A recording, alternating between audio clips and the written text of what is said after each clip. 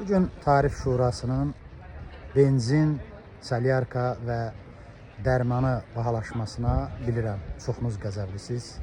Çoxunuz hakimiyyəti buna görə lənətləyir, yamanlayır, tənqid edir.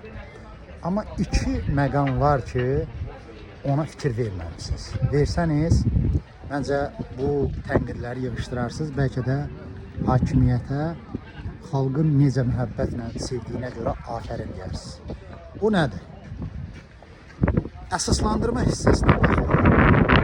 Orada yazmıyorlar. Yazıblar ki, qiymətləri tənzimləyirlər. Bu yeni Azərbaycan sözüdür. Yeni Azərbaycan sözüdür. Bahalaşmanı ona görə işlətmirlər ki, bu söz insanlarda pis assosiasiya doğurur. Adamların təzyiqini qaldırır, əsəb sistemini korlayır. Ona görə görün necə diqqətlə ifadə seçiblər. Yazıblar ki, qiymətlər tənzimləndi.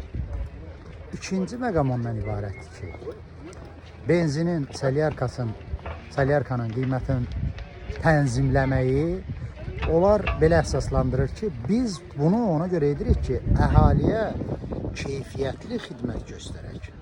Keyfiyyətli. Fikir verirsiniz, bizə onlar keyfiyyətsiz xidmət göstərmək istəmirlər. Bizi görün necə yüksək qiymətləndirirlər və düşünürlər ki, bu xalq keyfiyyətli xidmətə layiqdir. Ona belə yola-ver formada xidmət eləmək olmaz.